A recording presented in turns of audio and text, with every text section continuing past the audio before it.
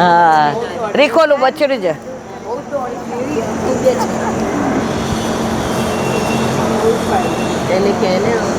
પ્રભુ કે હું આજે પણ જેટલા પણ આપણે જીવ છે વૈષ્ણવ, પ્રભુ નથી ભૂલ્યા એટલે બ્રહ્મ સંબંધ લીધું. પ્રભુ નથી ભૂલ્યા એટલે આપણા ઘરે ઠાકોરજી બિરાજે છે. પ્રભુને મેલની જરૂર નથી, પ્રભુને 56 ભોગની જરૂર નથી. આ છોકરાઓ ફરવા ગયા હોય તો શું અમે રોજ બધું બનાવીએ? ના બનાવીએ. ઠાકોરજી કે માં બહુ મજા આવી હોય. એ કે હવે તો તું ને હું બે એકલા જ, પછી એકલી ભેળીને દહીં બનાવીએ ને તો મજા આવે ને. માં તારા હાથથી અરોગ આવે છે ને એમાં જે ભાવ છે ને એ પછી 56 ભોગમાં નથી. એક પાનું થાય તોય સારું.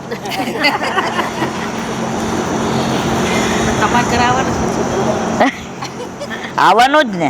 હજી સુધી પરીક્ષિતને મોક્ષ મળ્યો નથી, તેમને પરમાનંદનો અનુભવ થયો નથી. ત્યાં સુધી પરીક્ષિત રાજાને જિજ્ઞાસા રહેવાની. જિજ્ઞાસા બે પ્રકારની છે. આપણામાં જે જિજ્ઞાસા છે તે જગતને જાણવાની કુતૂહલ વૃત્તિ છે. પરીક્ષિતમાં રહેલી જિજ્ઞાસા ભગવાનના પામવા માટેની. જો ભક્તો છે ને એને ભગવાનને પામવા હોય. આપણે બધાને શું છે, આ જો સોનું ખરીદવાની ના પાડી દીધી, ચાંદીની ના પાડી દીધી, અને કોણ જાણે હવે પેટ્રોલનું શું થશે? અરે ભાઈ હવનું થશે, એ વહુનું થશે. પણ મનમાં ક્યારે એવું થાય છે કે પ્રભુ મારી યાર ક્યારે બોલશે? પ્રભુ ક્યારે જતાવશે? ક્યારે મારી સામું જોશે? હજી આપણને પ્રભુને જાણવાની વૃત્તિ નથી. ત્યાં સુધી પ્રભુ કે હું શાંતિથી બેઠો જ. એક જેના વચનામૃતમાં તો પ્રભુ કે જ્યાં સુધી તું મચલે છે ને ચારે બાજુ, ત્યાં સુધી હું શાંતિથી બેઠો જ. એક સમય એવો આવશે કે તું શાંતિથી બેઠીશ ને હું મચલીશ, મારી બધી લીલાનું દર્શન કરાવીશ. અને આવે છે એવો સમય પણ આવવાનો, એમાં કોઈ શંકા ને શાંતિ. પરીક્ષિતમાં રહેલી જિજ્ઞાસા ભગવાનને પામવા માટેની છે. તે મેળવ્યા વિના પરીક્ષિતને ચેન પડવાનું નથી. આથી પરીક્ષિત 10મ સ્કંદના પ્રારંભે ગુરુજીને અટકાવી અને 13 પ્રશ્ન પૂછે છે. આ આવી ગયું છો. કાલે કનૈયાનો જન્મ જુઓ ગોકુળિયામાં થઈ રહ્યો. અહીંથી છે. કથિતો વંશ વિસ્તારો ભવતા સોમ સૂર્યયો રાગનામ ચોભય વશ્યાનામ ચરિતમ પરમાદ્ભુતમ. મહારાજ આપે સૂર્યવંશ અને સોમવંશનું વર્ણન 9 સ્કંદમાં કર્યું. સૂર્યવંશમાં કોણ પ્રગટ થયું? રામચંદ્રજી. અને ઠાકોરજી કયા વંશમાં? કૃષ્ણચંદ્ર કહીએ છીએ. આ બંને ચરિત્રો ભક્ત અને ભગવાનના હતા. તે પણ પરમાદ્ભુતમ હતા. પરમાદ્ભુતમ એટલે પરમેણ ભગવતા અદ્ભુતમ. ભગવાન તે વંશોમાં પ્રગટ થયા હોવાથી એ ચરિત્રો અદ્ભુત હતા. અથવા પરમયા ભક્તા અદ્ભુતમ, એ વંશમાં અલૌકિક ભક્તિ જાગૃત થઈ હોવાથી એ ચરિત્રો અદ્ભુત હતા. ગુરુજી આપે આવું અદ્ભુત ચરિત્ર સંક્ષેપમાં સંભળાવ્યું, તેથી મનને તૃપ્તિ ના થઈ. નવી સગાઈ થઈ હોય અને આપણી બેનપણી ગામમાં રહેતી હોય ને, અને એમાં જોઈને યાર કોલેજમાં હોય, તો આપણે બેનપણીને મળવા જાય કે સગાઈ થઈ છે એની વાતો જાણવા?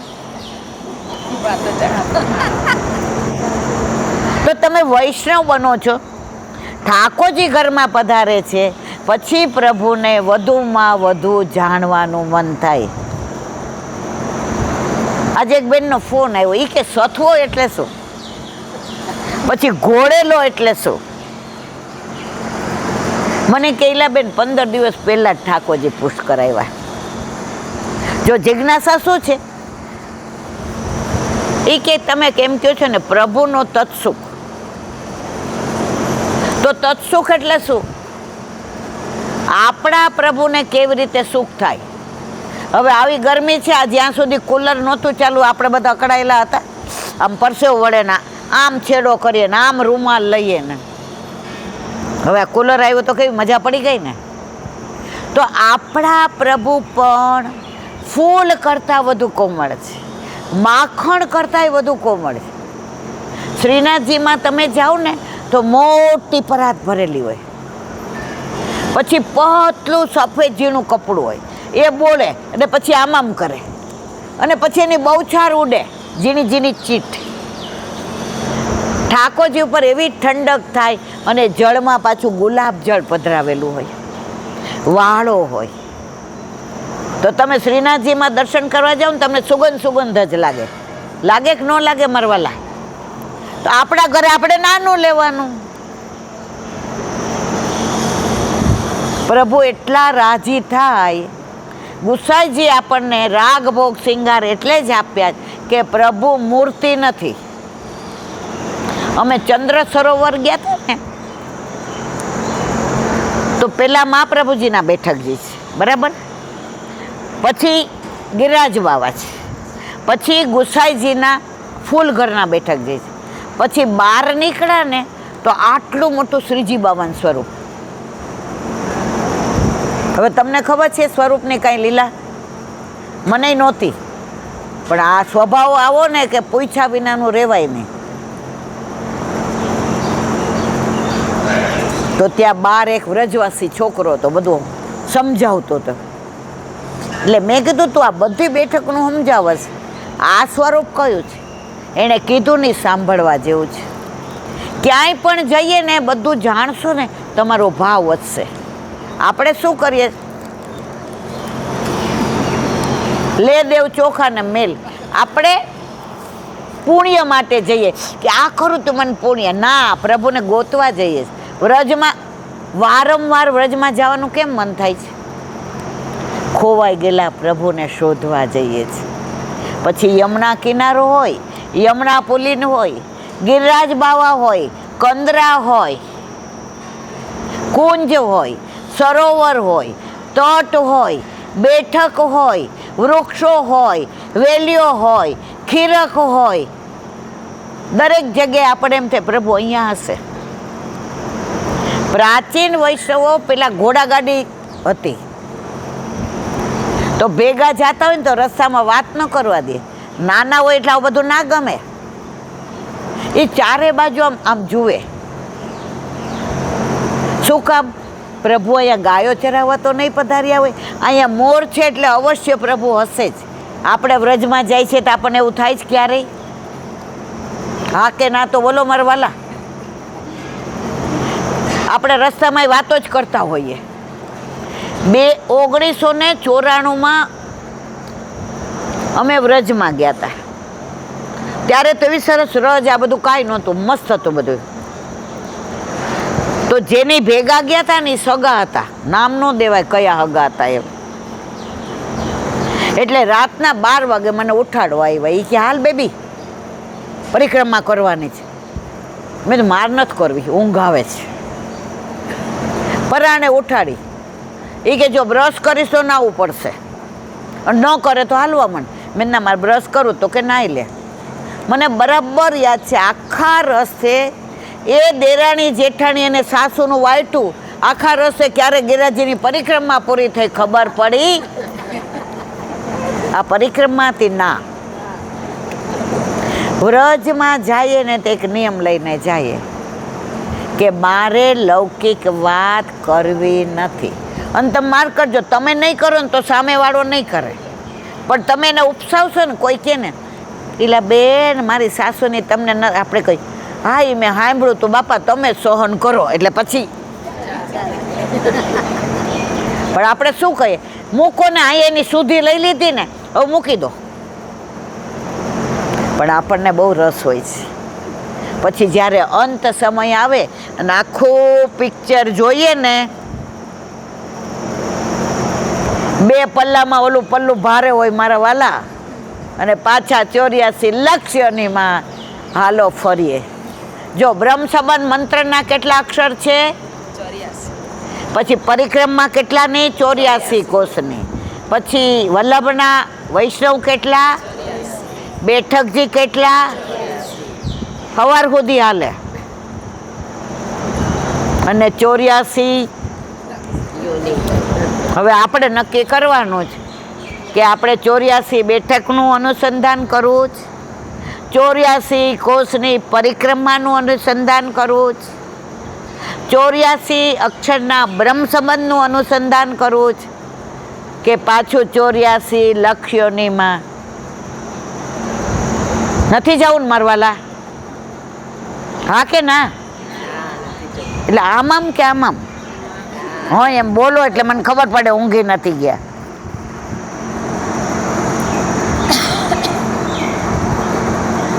યદોશ્ચ ધર્મશીલસ્ય નિતરામ મુનિસતમ તત્રાસેનાતીર્ણસ્ય વિષ્ણુ વીર્યણી સંશય રાજા પરીક્ષિતે સુખદેવજીને મુનિસતમ કયા. આખા એ શ્રી ભાગવતજીમાં સુખદેવજી માટે આટલું સુંદર સંબોધન અગાઉ ક્યારેય થયું નથી. આખા ભાગવતમાં એક જ આનું સરસ મજાનું સુખદેવજીએ કયું આપ્યું? મુનિ સતમ. સંબોધનમાં પરીક્ષિતે પોતાના અંતરના ભાવ કહી દીધા. કાઠિયાવાડમાં દીકરી પહેલી વાર પાછા પગ કરવા આવે ને લગ્ન કરીને, હજી તો આમ ઉમરામાં ગયા હોય ને ત્યાં ઓલો કળશો કરે અને માં દોડતી દોડતી આવીને શું કહે? એ મારો વાપલ્યો આવ્યો, મારો વાલો આવ્યો. જો આપણે છીએ દીકરી, સ્ત્રીલિંગ છીએ, પણ એનો હરખ કેવો છે? દીકરો બને એ મારો વાપલ્યો આવ્યો, મારો વાલો આવ્યો. તો અહીંયા પરીક્ષિત એટલા રાજી થઈ ગયા સુખદેવજીને જોઈને, એટલા પ્રસન્ન થઈ ગયા, કારણ સુખદેવજી નિરાકારમાં માનતા હતા, સાકારમાં નહોતા માનતા. સુખદેવજીનો જન્મ થયો ને નાળ હજી છૂટી નહીં ને પેલા દોડવા માંડ્યા કે આ સંસારનો રંગ મને લાગી ના જાય, અને તરત શિષ્યોને પાછળ મૂક્યા. કોણે? વ્યાસીએ. કે આ શ્લોક બોલજો, બરહા પીડમ નટવર વપુ. બધાને ખબર છે એટલે એનું વિવરણ નથી કરતી. જેવા જઈને બોલવા માંડ્યા, બરહા પીડમ નટવર વપુ. ઠાકોરજીના લીલાનું સ્વરૂપનું વર્ણન કે મોરચંદ લગાડ્યો છે ને કાનમાં કર્ણ ફૂલ છે ને વૈજંતી માળા તરી. સુખદેવજી કે હજી આગળ કહો, હજી આગળ કહો. ત્યારે શિષ્યોએ કહ્યું, હજી આગળ સાંભળવું હોય તો આપણા પિતાશ્રી પાસે આલો, વ્યાસજી પાસે. તો જે નિરાકારમાં માનતા હતા એ ભાગવતનો એક શ્લોક સાંભળીને સાકારમાં આવી ગયા. એવું આ ભાગવત. પછી આપણે તો આખું વાંચીએ તો આપણને તો પ્રભુમાં પ્રેમ થાય કે ના થાય? થાય કે ન થાય? આકાર ના? હા એમ કયો.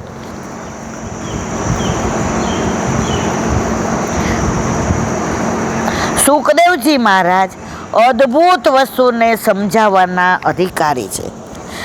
હું અધિકારી વક્તા પાસે આવ્યો છું. જો 3 જાતના વક્તા, ઉત્તમ, મધ્યમ અને કનિષ્ક. ઉત્તમ વક્તા શ્રોતા કોણ ભાગવતના? પરીક્ષિત અને સુખદેવજી. મધ્યમ કોણ? વ્યાસજી અને નારદજી. કનિષ્ક કોણ? સૌનકજી અને સૂતજી. હવે કેમ એનું વર્ણન પછી કરીશ. હું અધિકારી વક્તા પાસે આવ્યો છું. એ શ્રદ્ધા એકક શબ્દમાં કહી દીધી, મુનિ સતમ. પરીક્ષિત ક્યારેક સુખદેવજી માટે ગુરુ શબ્દનો પ્રયોગ કરે છે તો કોઈક વાર બ્રહ્મ શબ્દનો પ્રયોગ કરે છે, પરંતુ આજે તેમણે મુનિ સતમ શબ્દનો પ્રયોગ કર્યો. પરીક્ષિતને એમ કહેવું છે કે ગુરુજી તમે કેવળ મુનિ નથી. મુનિ શબ્દની વ્યાખ્યા છે મનનશીલા વય મુનિ. ભગવાનની વાતો સાંભળીને સતત મનન કરે એને કહેવાય મુનિ. આપણે વાતો સાંભળીને જેવા બહાર જાય એટલે ખંખેરી નાખીએ છીએ કે નહીં? ખંખેરીએ છીએ ને. કે ક્યાંક પાછું ભેગું ન આવી જાય. ઘણાય મને એમ કે ઈલાબેન બધું સાંભળીએ પણ યાદ રહેતું નથી. તમારે બધાને એવું છે? કેમ નથી રહેતું? કહું એનું કારણ? કેટલાને સાંભળવું છે? હવે એનું કારણ કહો. કેવા રાજી થઈ ગયા બધા, પણ નહીં કરી શકાય, અઘરું જ. એક જેની કથા 10 વર્ષ પહેલા ભૂમિ પાર્ટી પ્લોક નારાયણપુરામાંથી, એટલે હું ત્યાં ગઈ હતી. એક બેન દુબઈથી આમ આવ્યા, 7 દિવસ સુધી કથા સાંભળી અને રોજ બધાને કે 19મી કથા છે, 19મી. જે જ્યાં જાય મારે જવાનું જ. મને એમની કથામાં એટલો બધો રસ પડે છે. એટલે હું તો બાજુમાં બેઠી હતી તો મેં કીધું તમે 19 સાંભળી? ગમે એટલી ટિકિટ થાય, હવે પછી પૂછીને જઈશ, પાછી જઈશ જ. મેં તમને આખી મોઢે થઈ ગઈ.